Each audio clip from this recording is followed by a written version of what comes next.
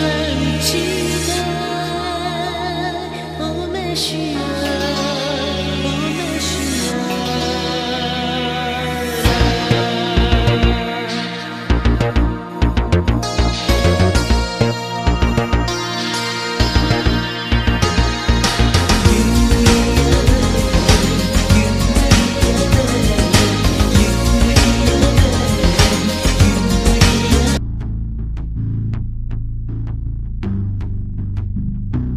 Donc on va commencer tout de suite avec l'épisode 124.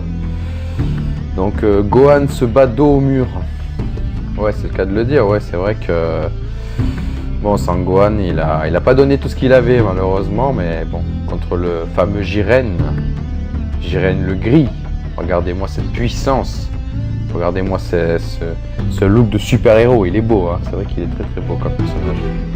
Donc voilà, l'épisode commence par un petit affrontement avec Sangoku et Vegeta contre Jiren. Donc, sachant que niveau coordination, ils sont pas si puissants que ça. Enfin, ils ont un peu du mal à se coordonner. Mais bon, c'est ce qui déstabilise Jiren. Donc en même temps, on va pas s'en plaindre, clairement.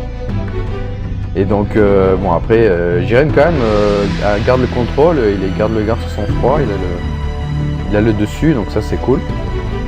Enfin, comme d'hab, quoi, j'ai envie de dire, ça change pas d'habitude, quoi.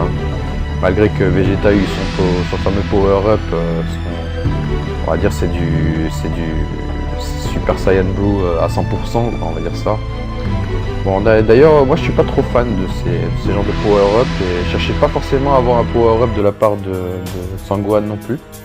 Moi, tout ce que je voulais, c'était vraiment ressentir quelque chose par rapport à Gohan, ressentir vraiment une atmosphère, une tension, ressentir son énervement, revoir sa colère de l'époque de Cell, voilà. Enfin bon, elle a été adolescent, mais même revoir sa colère ou sa maîtrise en potentiel éveillé. C'est vrai qu'il a une maîtrise de la puissance, justement la maîtrise de sa colère, justement. Soit avoir sa colère, soit la maîtrise de sa colère, un des deux, mais voir quelque chose de sa part, quoi. Donc on a eu aussi un double attaque Kamehameha et Final Flash qui a été très sympa. Voilà, bon ça c'était plutôt cool. C'était des attaques, c'est un peu pour meubler quoi ce genre de scène, parce que Jiren est toujours là, Jiren est toujours présent quoi qu'il arrive. Et bon, je sais pas comment ils vont le battre, mais bon je pense que ce sera pas comme ça en tout cas. Il faudra vraiment qu'il fasse quelque chose de particulier. Bon, on verra bien par la suite. Donc après on a un affrontement entre Dispo et Freezer. Donc deux monstres qui vont s'affronter. D'ailleurs Freezer se prend une bonne pastèque. Ça fait du bien de voir Freezer un petit peu se prendre des coups, parce que bon c'est vrai que on a un malin plaisir à le voir se prendre des coups. Il y en a deux monstres qui se battent. Un c'est un genre de lapin hyper rapide et l'autre c'est Freezer. Enfin, bon, j'ai pas besoin de le présenter. Et d'ailleurs il fait une attaque qui ressemble peu à une attaque de boue. Je sais pas si vous vous souvenez de Super Boo à l'époque, une attaque en fait qui avait entouré Gotrunk, un anneau de... Je crois que Gotrunk le faisait aussi, il me semble, la fusion entre Trunk et Sangoten. Et bon, c'est une attaque plutôt efficace aussi, plutôt classe aussi. Moi j'adore ce genre d'attaque, ça change un peu d'ordinaire et tout, donc c'est plutôt cool. Donc voilà, donc après on a deux monstres qui s'affrontent. Bon, le vrai monstre c'est Freezer, hein, c'est pas Dispo. Hein. Voilà, Dispo, il fait ce qu'il peut, mais bon après... D'ailleurs, il se sert très bien de sa queue, Freezer, bon, sans mauvais jeu de mots, mais il est très très fort avec sa queue et il retient des coups de poing avec sa queue, donc ça vraiment faut le faire. Non, bon après, niveau animation, c'était pas mal. Bon, il y avait des plans sympathiques. Bon, Freezer a toujours ce côté diabolique, il veut toujours essayer de négocier il cherche vraiment à se faire ressusciter, je sais pas pourquoi. Mais en tout cas, il veut vraiment se faire ressusciter. Alors, quel est son plan derrière? Regardez-moi ce regard, ce regard diabolique, ce regard ténébreux. C'est Freezer, c'est du vrai Freezer, quoi. Sous sa forme originelle. Moi, je le préfère comme ça, sous sa forme originelle, même si Golden Freezer, il a aussi la classe, mais...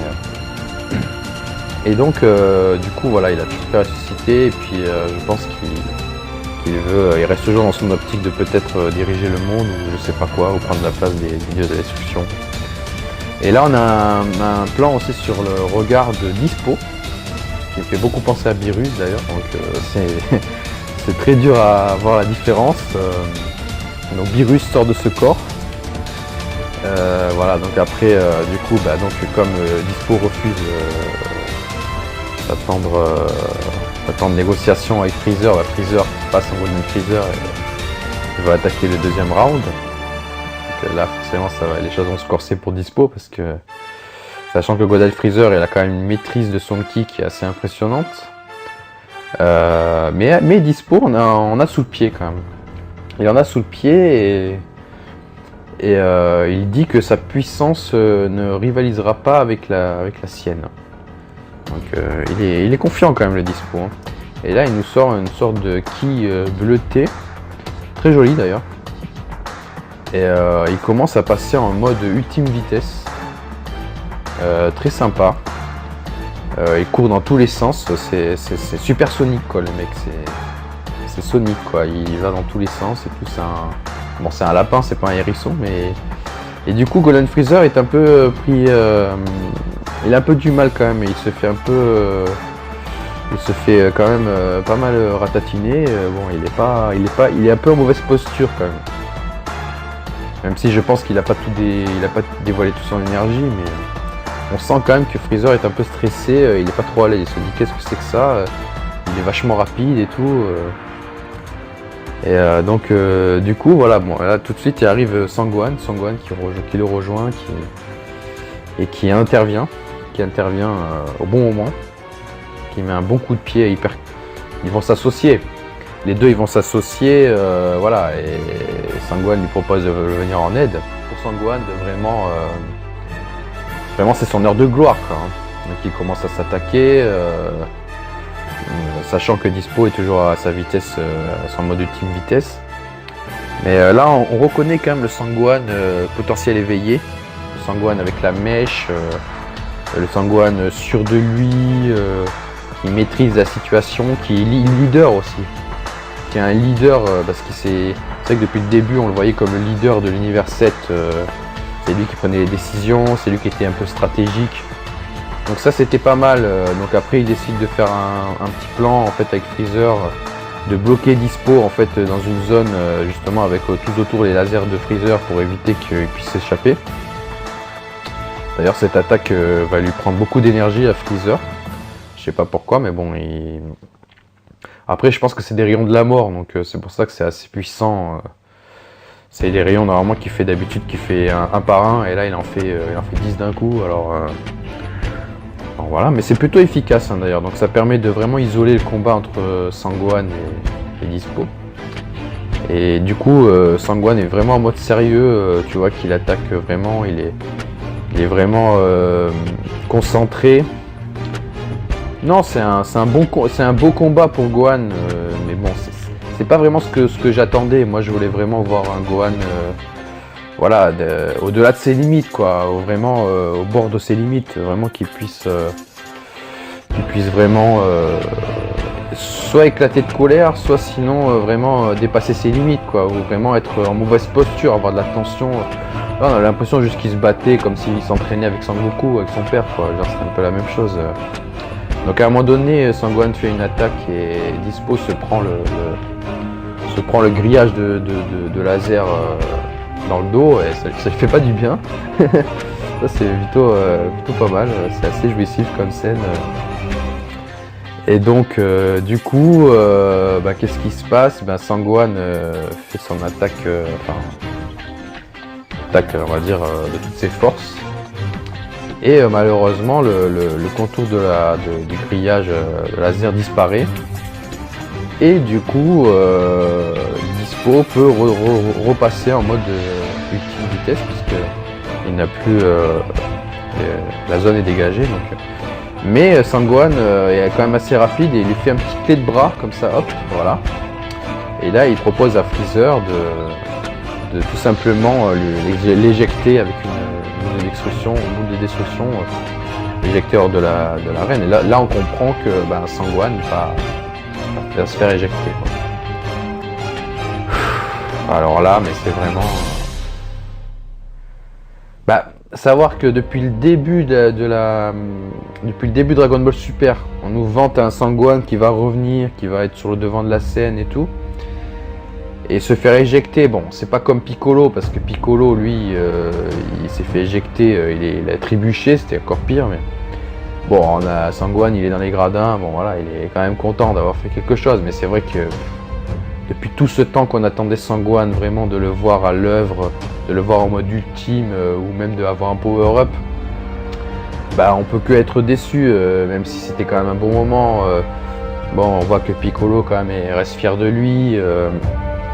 Il y a son père aussi qui était fier de lui. Ça c'est plutôt un beau moment, voir son père reconnaissant. Et voilà, mais bon, c'est pas le Sangohan qu'on voulait. Sangohan, c'est la star de Dragon Ball. Je veux dire, c'est vraiment dans Dragon Ball Z, c'était vraiment le personnage qui était le plus important avec Sangoku, quoi. On le voyait tout le temps. Il s'entraînait avec son père. Voilà, c'était un peu la relève, quoi. Alors que là, il n'est pas du tout la relève. Là, il est juste, il aide, quoi. Il aide. Voilà, il se bat pas. Même, il n'a pas dévoilé toute sa puissance, clairement. Donc voilà, donc un peu déçu. Bon, pour la suite, on va avoir, pour le prochain épisode, on va avoir le majestueux Toppo, le dieu de la destruction. Enfin, il va devenir le dieu de la destruction pour sûrement avoir un power-up. Et pourquoi pas, parce que regardez-moi ce regard. Regardez-moi ces yeux ténébreux. C'est plutôt pas mal. Moi, j'ai hâte de voir comment ça va se passer la suite. Je suis vraiment déçu que Gohan soit parti, et je pense que du coup là il reviendra plus, c'est fini pour Gohan. Mais bon voilà, dans l'ensemble c'était quand même agréable à regarder, il y avait quand même une stratégie. Donc voilà, bon, sur ce les amis, je vais vous laisser. Prenez soin de vous et bon, n'hésitez pas à mettre un petit pouce bleu pour me soutenir. Voilà, je vais commencer les vidéos et je vais faire pas mal de reviews de manga et tout. Donc voilà, c'est Amiral Ozaru. Prenez soin de vous.